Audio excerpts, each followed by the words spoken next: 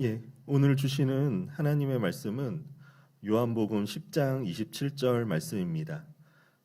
저희가 한 절 말씀인데요. 저희가 한 목소리로 함께 봉독하면 좋겠습니다. 요한복음 10장 27절입니다. 내 양은 내 음성을 들으며 나는 그들을 알며 그들은 나를 따르느니라. 아멘. 네, 평신도 설교 주간을 맞아 말씀을 준비하는 동안 지난날 저의 삶 가운데 역사하신 주님의 은혜와 신앙의 전환점이 되었던 여러 사건들이 떠올랐습니다. 그날의 그 은혜와 감격을 추억하면서 지금의 제 신앙을 돌아보니 한편으로는 안타까운 마음과 함께 제 안에 주님을 향한 간절한 영적 갈망 하나가 일어나는 것을 느낄 수 있었습니다. 그것은 바로 주님의 음성에 대한 갈급함이었습니다. 돌이켜보면 30년 넘게 신앙생활 하면서 경험했던 놀라운 영적 승리나 담대한 믿음의 선택, 죄를 깨닫고 돌이킬 수 있었던 회개의 그 모든 순간에는 언제나 제게 주시는 주님의 음성이 있었고 붙잡을 말씀이 있었기 때문입니다. 우리는 때때로 신앙생활을 하는 것이 마치 흐르는 물결을 거슬러 헤엄치는 것처럼 그렇게 고단하고 힘겹게 느껴질 때가 있습니다. 저절로 밀려오는 근심과 걱정 앞에서 애써 믿음을 붙잡으려 발버둥 치고 주님 앞에 죄 짓는 것이 싫어서 분노와 혈기가 치밀어 올라도 어떻게든 꾹꾹 눌러 참고 또 어떨 때는 달콤한 유혹처럼 끈적하게 들러붙는 육체의 정욕을 뿌리치려 안간힘을 쓰기도 합니다. 그러다 지쳐서 신앙의 끈을 놓쳐버리는 순간 물결에 떠밀리듯 바닥까지 추락한 자신의 모습에 자괴감이 들기도 하죠. 그렇게 또 회개하고 다시 발버둥 쳐보지만 신앙은 성장하는 것 같지 않고 또 넘어지고 또 실패하듯 다람쥐 쳇바퀴 도는 듯한 모습에 점차 열정을 잃어갈 때도 있습니다. 혹시 이거 완전 내 얘기 같다 하고 느끼시는 분이 계십니까? 하지만 성경에서 말하는 성도의 모습은 이것과는 전혀 다릅니다. 오늘 본문에서 예수님은 자신을 목자로 성도들을 양으로 비유하시는데 말씀 속에서 그려지는 양의 모습은 그렇게 애쓰고 힘쓰고 분투하는 모습이 아닙니다. 뭔가를 그렇게 고뇌하지도 않습니다. 오히려 아무 생각이 없어 보입니다. 그저 목자의 음성을 듣고 목자가 이끄는 대로 따라갈 뿐입니다.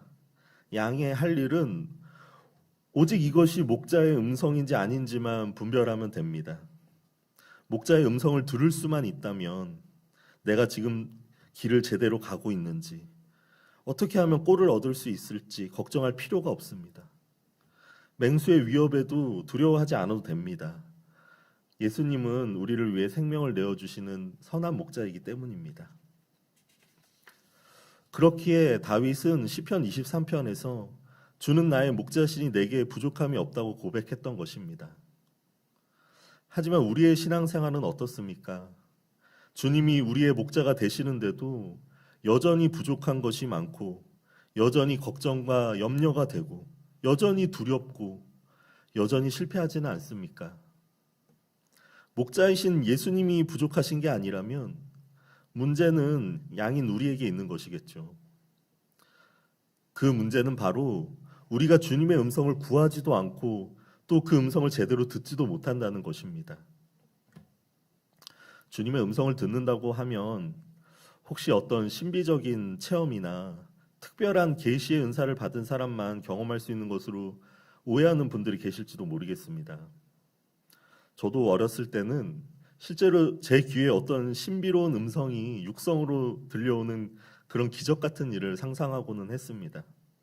하지만 이미 주님이 제 안에 와 계신 것을 알고 난 후에는 주님이 굳이 외부에서 물리적인 소리를 내실 필요가 없다는 것을 깨닫게 되었습니다. 주님이 우리에게 음성을 주시는 가장 일반적인 방법은 바로 우리 마음에 계시는 성령을 통해 생각을 주시는 것입니다. 이것에 대해 예수님은 요한복음 14장 26절에서 이렇게 말씀하셨습니다. 보혜사 곧 아버지께서 내 이름으로 보내실 성령 그가 너희에게 모든 것을 가르치고 내가 너희에게 말한 모든 것을 생각나게 하시리라. 이것은 소수의 어떤 특별한 사람들에게만 주신 약속이 아닙니다. 오늘 본문 말씀의 상반절을 다시 보시겠습니다. 내 양은 내 음성을 들으며. 여기에는 어떤 다른 특별한 조건이 없습니다.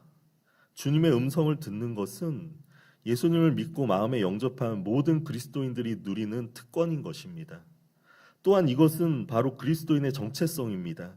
다시 말해서 주님의 음성을 들어야 주님의 양이라는 것입니다. 그러면 우리는 어떻게 주님의 음성을 들을 수 있을까요? 가장 중요한 첫 번째는 주님께 물어야 한다는 것입니다. 정말로 주님이 나의 주인이시고 왕이시라면 나의 시간과 재정도 모두 주님의 것인데 어떻게 주님께 여쭙지도 않고 우리 마음대로 할 수 있을까요? 주님의 음성을 듣는다는 것은 예수님을 나의 구주, 나의 왕으로 인정하고 실제로 그분의 뜻을 힘써 구하는 것입니다. 잠언 3장 6절 말씀입니다. 너는 범사의 그를 인정하라. 그리하면 내 길을 지도하시리라. 저는 청년 시절에 하나님의 음성을 듣는 삶에 대해 크게 도전을 받게 된 계기가 있었습니다. 당시 교회 청년부에서 리더로 섬기던 어떤 신실한 믿음의 친구가 있었는데 어느 날 휴일을 앞두고 그 친구와 통화를 하다가 시간이 괜찮으면 휴일에 만나서 점심이나 같이 먹자고 했습니다. 그러자 그 친구는 잠깐 망설이더니 자신이 잠시 후에 다시 전화를 주겠다고 하고 통화를 끝내는 것이었습니다. 저는 그 친구가 뭔가 다른 일정이 있어서 스케줄을 조정하려고 하나 보다 생각했는데 나중에서야 그 친구를 만나 얘기를 나누다가 그때 그 친구가 전화를 끊고 하나님께 기도를 했다는 것을 알게 되었습니다. 원래는 다른 일정을 생각하고 있었는데 해당 일정대로 할지 아니면 저를 만나서 교제하는 시간을 가질지 주님의 뜻을 구하고 인도하심을 받았다는 그 말에 저는 정말 큰 충격을 받았습니다. 그 후로 그 친구를 가까이에서 지켜보면서 저는 제 신앙을 돌아보게 되었습니다. 저 역시 예수님을 나의 주님이라고 고백했지만 정작 제 삶 속에서 무엇 하나 주님의 뜻을 실제로 구해본 적이 없는 것 같았습니다. 그때부터 지금까지 저는 중요한 선택의 순간은 물론 소소한 일상생활 속에서도 주님을 생각하고 주님께 여쭙는 훈련을 계속해 오고 있습니다. 물론 아직은 서툴고 실수할 때도 있지만 주님께 묻는 습관 하나로 지금까지 얼마나 많은 은혜를 경험했는지 모릅니다. 어떤 분들은 이렇게 하나님의 음성을 듣는 삶에 대해 말씀드리면 그건 너무 수동적이고 자유가 없는 것 아니냐고 답답하게 생각하실지도 모르겠습니다. 하지만 실제로 주님의 음성을 듣는 삶을 살아보면 그것이 나에게 가장 유익하고 기쁨이 되는 길인 것을 알게 됩니다. 왜냐하면 우리 주님은 나보다 나를 더 잘 아시는 분이기 때문입니다. 오늘 본문 9절 중반부를 제가 다시 읽어드리겠습니다. 나는 그들을 알며. 예수님은 우리의 마음을 아십니다. 우리의 숨겨진 아픔과 간절한 소원을 아십니다. 또한 그분은 우리의 진정한 필요를 아시고 무엇으로 우리를 만족해 하실지를 아십니다. 무엇이 우리에게 가장 유익한지, 언제가 가장 좋은 때인지를 아십니다. 그렇기에 우리는 그분께 물어야 하고 그분의 음성을 들어야 하는 것입니다. 신혼 시절에 있었던 일입니다. 저와 제 아내는 교회 청년부에서 친구로 만나 비교적 늦은 나이인 35살에 결혼을 했는데요. 친한 친구로 지낸 기간이 5년이 넘었고 연애 기간도 2년이나 되었기에 서로에 대해 잘 알았고 마음이 정말 잘 통해서 다투는 일이 거의 없었습니다. 그런데 어느 날 집에서 일상적인 대화를 하던 중에 아내가 갑자기 말이 없어지더니 분위기가 이상해졌습니다. 뭔가 기분이 상한 것 같은데 아무리 생각해도 이유를 알 수가 없었습니다. 내가 뭔가 말을 잘못한 게 있나 싶어서 함께 나눈 대화를 돌이켜봐도 딱히 걸리는 게 없었고 왜 그러냐고 물어봐도 눈물만 글썽이면서 대답을 해주지 않았습니다. 분명 나한테 화가 난 것 같지는 않은데 아무 맥락 없이 혼자서 심각해져서 방으로 들어가 버리니 이게 무슨 일인지 답답해서 속이 터져버릴 것만 같았습니다. 그때 갑자기 연애할 때 비슷한 경험을 했던 것이 떠올라서 이번에도 얼른 거실에서 기도를 드렸습니다. 하나님, 아내가 뭔가 속상한 일이 있는 것 같은데 무슨 일인지 말을 하지 않습니다. 주님께서는 알고 계시지요? 무슨 일인지 저에게 말씀해 주세요. 그렇게 잠잠히 기도하고 있는데 갑자기 전혀 생각지도 못했던 것들이 마음에 깨달아져 왔습니다. 조금 전 아내와 대화할 때 출산한 지 얼마 안 된 누님네 얘기가 잠깐 나왔었는데 저희 부부는 결혼한 지 1년이 넘도록 아이 소식이 없었던 터라 아내가 순간 마음이 어려워졌던 것입니다.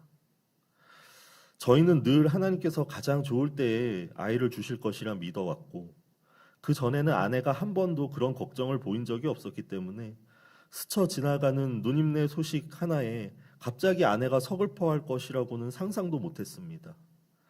게다가 딱히 아이 얘기를 한 것도 아니었고 그 후에 다른 얘기도 많이 했기에 저로서는 아내의 그런 마음을 알 리가 없었고 그것은 정말 하나님께서 알려주신 것이었습니다. 그리고 동시에 주님께서 우리 가정에도 곧 자녀의 축복을 주실 거라는 확신이 강하게 들었습니다. 기도를 마치고 저는 방에 들어가 아내에게 받은 말씀을 나누었습니다. 그러자 아내가 갑자기 통곡을 하고 우는 것입니다. 진짜야 여보? 진짜로 주님이 그렇게 말씀하셨어? 알고 보니 그동안 저에게 말은 안 했지만 적지 않은 나이에 주변에서 들리는 얘기들도 있어서 혼자 걱정이 많았던 것이었습니다. 자기 자신도 이해할 수 없을 정도로 갑자기 걱정이 되고 속이 상했는데 차마 형님네를 질투하는 것 같아서 말을 할 수가 없었다고 했습니다. 다음날 새벽 기도를 다녀온 아내는 환한 얼굴로 저에게 자신도 응답을 받았다고 했습니다. 아이를 놓고 기도하는 중에 기쁨의 찬양이 터져 나왔다며 아이의 태명은 찬양이라는 것입니다. 아이 문제에 대한 걱정과 염려는 완전히 사라져 있었습니다. 걱정하지 않으려 애쓰고 힘써서 그런 것이 아니라 주님의 음성 한마디에 걱정이 사라져버린 것입니다.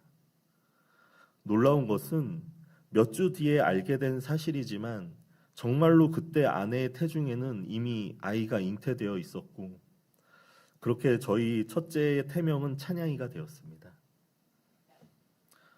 주님의 음성을 들을 때 우리는 믿음으로 행할 용기를 얻게 됩니다. 두려움과 염려가 몰려올 때도 주님의 음성 한마디만 들을 수 있으면 이길 수 있고 도저히 참을 수 없는 미움과 분노도 주님의 음성이 들리는 순간 사라지게 됩니다. 내가 애쓰고 힘써서 참는 것이 아니라 믿어지고 되어지는 은혜를 경험하게 됩니다. 그렇게 오늘 본문 말씀은 이렇게 마무리가 되는 것입니다. 그들은 나를 따르느니라. 그렇습니다. 주님의 음성을 듣는 삶은 곧 그 음성에 순종하는 삶입니다. 아무리 주님의 음성을 잘 듣는다고 해도 단지 듣는 것에서 그친다면 그것이 무슨 유익이 있을까요? 중요한 것은 순종의 자리까지 나아가는 것입니다. 그렇지 않으면 주님의 음성을 듣는 것이 오히려 불순종의 죄를 더하게 할 뿐입니다. 실제로 어떤 성도들은 자신이 정말 하고 싶은 일이 있을 때에는 기도도 해보지 않고 일단 먼저 저지른다고 합니다. 혹시라도 기도했다가 하나님께서 하지 말라고 하실까 봐 그렇다는 것입니다. 여러분 중에도 혹시 이런 기도를 드리는 것이 두려운 분이 계십니까?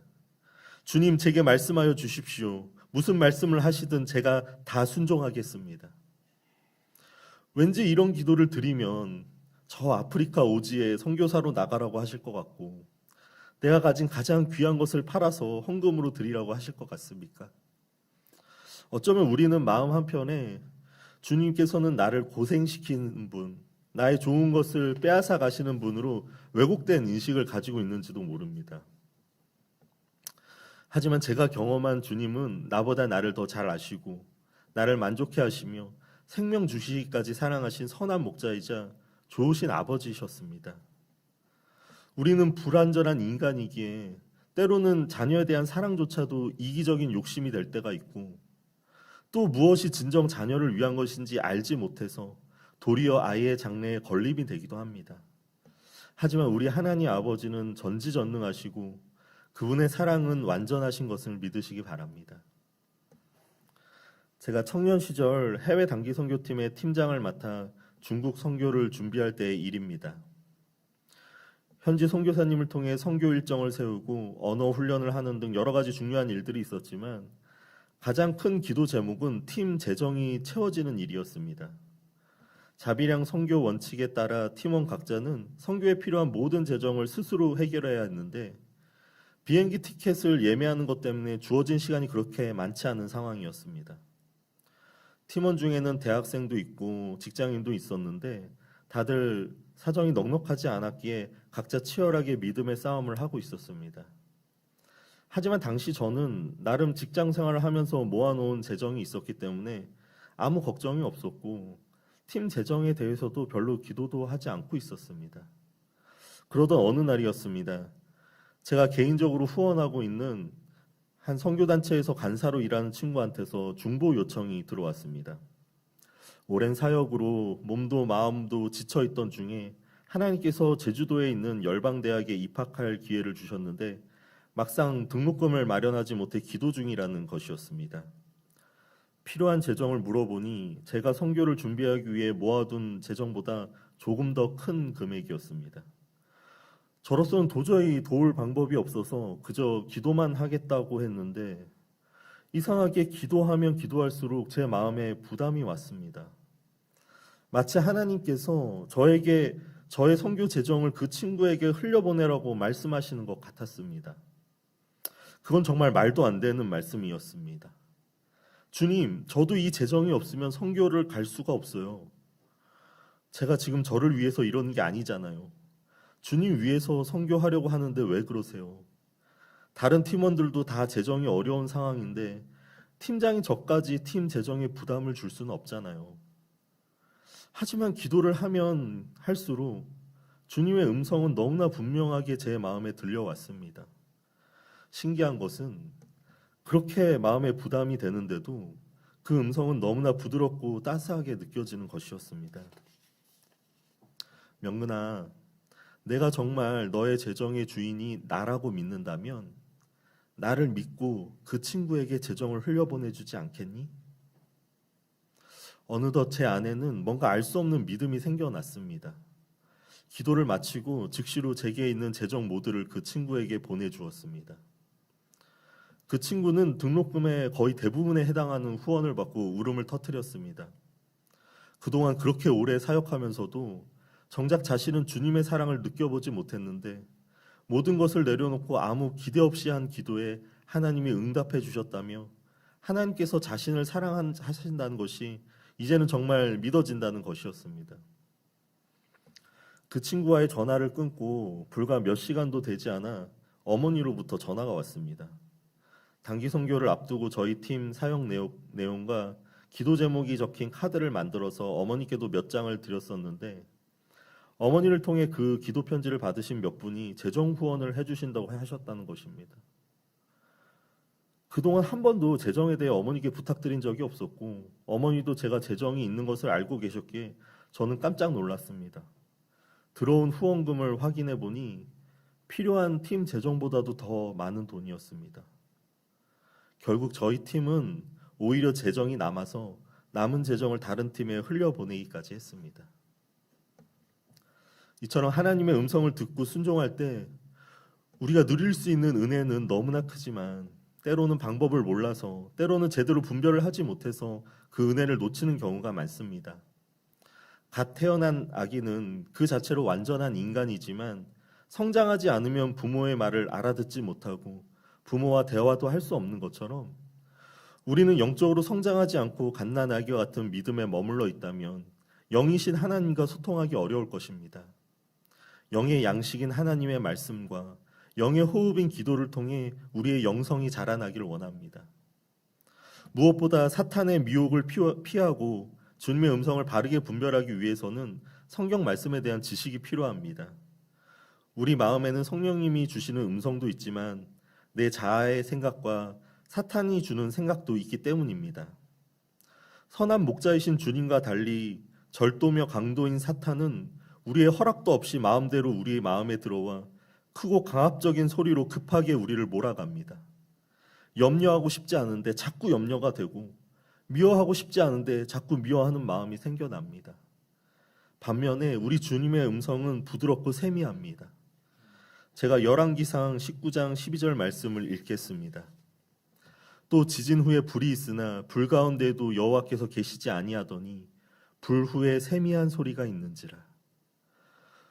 그렇게 우리는 세미한 주님의 음성을 듣기 위해 자아의 소리와 사탄의 소리를 차단해야 합니다. 자신의 이기적인 욕심을 고집하는 자아의 소리에 대해 옛사람인 나는 예수님과 함께 죽었습니다 하고 십자가의 죽음을 선포하십시오. 우리의 음성을 회방하는 주님의 음성을 회방하는 세상의 소리, 사탄의 소리에 대해서는 예수의 이름으로 떠나가라 대적하십시오. 만일 여러분의 마음에 드는 생각이 주님으로부터 온 것인지 아니면 내 자아의 소리인지 또는 사탄이 주는 생각인지 헷갈리신다면 성경 말씀에 비추어 말씀을 기준으로 분별하시기를 바랍니다. 하나님의 말씀은 좌우의 날선 검처럼 예리하여 혼과 영과 및 관절과 골수를 찔러 쪼개기까지 하며 또 마음의 생각과 뜻을 판단하신다고 했습니다. 물론 처음에는 어려울 수 있습니다. 그러나 우리가 친한 친구나 가족의 목소리를 단번에 알 수 있는 것처럼 매일 말씀과 기도로 주님과 친밀한 교제를 누리며 24시간 주님을 바라보는 삶을 살 때 누구나 주님의 음성을 듣는 삶의 유익을 얻게 되실 줄로 믿습니다. 이 시간 주님이 주신 말씀을 생각하면서 두 가지 기도 제목으로 함께 기도하기 원합니다. 먼저 첫 번째로 주님의 음성을 듣는 귀가 열리기를 간구하며 기도하시겠습니다. 주님은 우리에게 말씀하기 원하시고 우리를 인도하기를 원하시는데 우리의 귀가 저 세상을 향해 있었고 주님께 엽죽지 않았습니다. 주님, 이제는 주님께로 저의 마음을 돌이킵니다. 자아의 생각을 내려놓고 사탄이 주는 생각을 주의 이름으로 대적하겠습니다. 주여, 이제 저에게 말씀하여 주시옵소서. 제가 듣겠나이다. 다 같이 주여 한번 외치시고 통성으로 기도하시겠습니다. 주여! 사랑이 많으시고 자유가 풍성하신 하나님, 지금 저희가 주님의 음성에 귀를 기울이지 않았음을 회개합니다. 저의 귀가 세상을 향해 있었고 저의 자아의 소리를 주님 앞에 내려놓지 않았습니다. 사단의 소리에 대하여 주의 이름으로 대적하지 못하였습니다. 주님, 이제 저의 마음을 주님께로 돌이키기 원합니다. 주님, 말씀하여 주시옵소서. 저희는 주님의 음성이 필요합니다. 주님의 인도하심이 필요합니다. 주님, 간절히 간구하는 심령마다 주님 말씀하여 주시고 주님의 말씀에 순종할 수 있도록 주님 힘을 더하여 주시옵소서. 주의 말씀을 분별케 하여 주시옵소서. 저의 마음에 도적처럼 강도처럼 들어와 정말로 주님의 소리를 회방하는 모든 사탄의 소리들, 주님 모든 사단의 역사들 주의 이름으로 대적합니다. 낯사는 예수 그리스도의 명령을 떠나갈지어다. 주님, 오직 주님께서 저의 마음에 가장 큰 소리로 말씀하여 주시옵시고 주님의 그 음성을 듣는 길을 열어주시옵소서. 분별케 하시고 주님 간절히 간구하게 하여 주시옵소서. 주님께서 주시는 음성이 저희 삶에 가장 유익한 것을 저희가 믿음으로 고백하오니 고백하는 심령마다 주님 말씀하여 주시옵소서. 마지막으로 기도하실 때에는 주님께서 주신 말씀에 오직 순종만 하게 하옵소서 하고 순종의 결단을 고백하며 기도하시겠습니다. 오직 주님만이 나를 아시고 오직 주님만이 나의 선한 목자이십니다. 제가 주님의 말씀을 따라가겠습니다. 오직 순종만 할 수 있도록 나의 믿음을 도우소서. 주의 음성을 들을 때 믿어지는 은혜, 순종이 되어지는 은혜를 주시옵소서. 다 함께 주여 외치시고 기도하시겠습니다. 주여!